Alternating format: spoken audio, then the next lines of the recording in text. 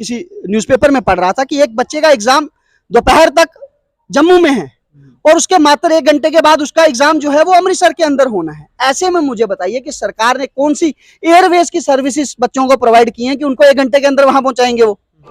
सत्य कहेंगे, सत्य लिखेंगे, सत्य चलेंगे।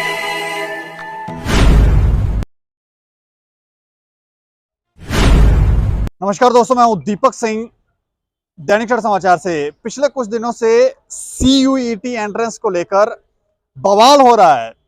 बच्चे सवाल उठा रहे हैं, कुछ ऑर्गेनाइजेशन, कुछ पॉलिटिकल पार्टीज भी इसके ऊपर प्रेस कॉन्फ्रेंस करके बात कह रही हैं कि एंट्रेंस जम्मू के बच्चों के लिए, जम्मू में ही इनके सेंटर बनने चाहिए थे, लेकिन ये बाहर क्यों एग्जामिनेशन सेंटर बनाए गए हैं? वहां क्या करेंगे? यहाँ से जम्मू के बच्चे, रजौरी के बच्चे, पुंछ के बच्चे वहां जाके एंट्रेंस देंगे। लेकिन इस पर अभी तक कोई इस तरह का स्टेटमेंट, इस तरह का फैसला देखने को नहीं मिला जिससे बच्चे जो है वो संतुष्टि की सांस ले सकें। इसके ऊपर एक बार फिर से हम बात करेंगे। बात करने के लिए हमारे साथ अतुल सुदन जी हैं, जो JJSF के वाइस प्रेसिडेंट हैं। अच्छा, मैं जानना चाह रहा हूं कि एंट्रेंस तो ठीक है, होने चाहिए, 12th पास आउट हुए, पहले तो धांधलियां भी होती हैं एग्जाम में, कोई 90% ले रहा है तो कोई 80% ले रहा है तो कोई तो 100% ही ले रहा है, तो एंट्रेंस वाला ऑप्शन तो ठीक है, लेकिन ये जो सेंटर बनाए जा रहे हैं इसको लेकर आपका क्या मत है? देखिए,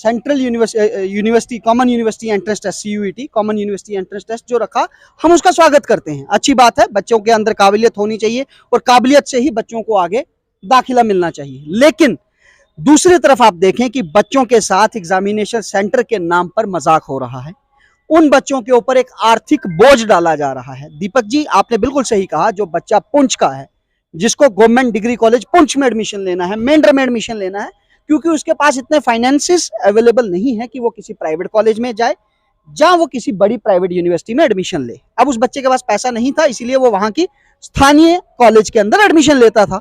अब इन्होंने उन तमाम बच्चों को, जिन्होंने चाहे किश्तवाड़ में लेना है, डोडा में लेना है, जम्मू में लेना है, अखनूर में लेना है, खोड़ में लेना है, उन बच्चों के सेंटर्स इन्होंने अमृतसर, फगवाड़ा, जालंधर में बनाए। अब उसमें दिक्कत क्या आ रही है? दिक्कत ये आ रही है कि एक एक बच्चे को प्राइवेट कैब करके स्पेशल वहां जाना है, क्योंकि एग्जाम जो है वो टाइम बाउंड होगा।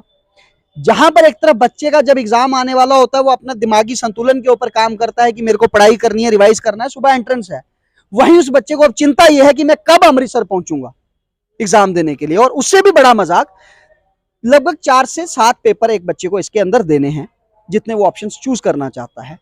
4 एग्जाम उसके अमृतसर के अंदर हो गए, बच्चा वापस आ गया घर पे, अब सुकून की सांस ले रहा है कि मेरे 4 पेपर इतनी दूर बनाए, फिर भी उसने दे दिए।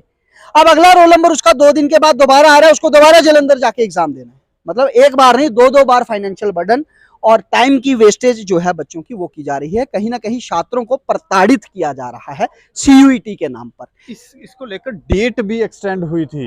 बिल्कुल दीपक जी, मैं जब पिछले दिनों, लगभग 23 तारीख की बात है, जब पिछले दिनों छात्रों ने इसको लेकर जम्मू कश्मीर में आवाज उठाई कि हम लोगों के साथ गलत हो रहा है, हमारे सेंटर्स आउट ऑफ JNK बना दी हैं और मात्र एक सिंपल डिग्री कॉलेज में एडमिशन के लिए भी बच्चों को इतनी दूर जाना है, तो इसको लेकर जब शोर शराबा हुआ तो केवल जम्मू कश्मीर के एग्जाम जो हैं वो पोस्टपोन किए गए थे।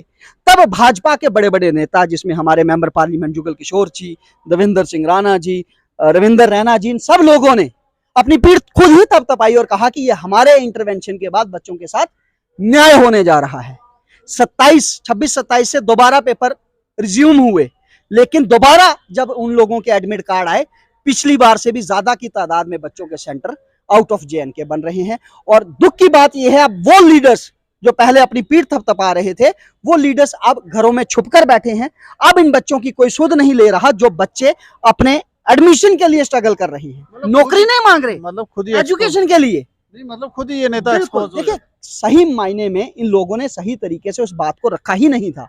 अगर सही तरीके से इस बात को रखा होता तो जो NTA ये एग्जाम कंडक्ट करवा रही है, जिसने इतना बड़ा डिसीजन लिया कि जम्मू कश्मीर के बच्चों के एग्जाम पोस्टपोन कर रहे हैं, वो उनके सेंटर भी तो दोबारा रिलोकेट कर सकते थे। सब इंस्पेक्टर के एग्जाम में, अकाउंट्स असिस्टेंट के एग्जाम में अगर लाखों की तादाद में बच्चा जम्मू कश्मीर में पेपर दे सकता है, तो सीयूटी में ऐसे कौन सी आफत आ गई कि पुंछ, राजौरी, डोडा, किश्तवाड़ के बच्चे को आप 2-2, 3-3 बार पंजाब भेज रहे हैं एग्जाम देने के लिए?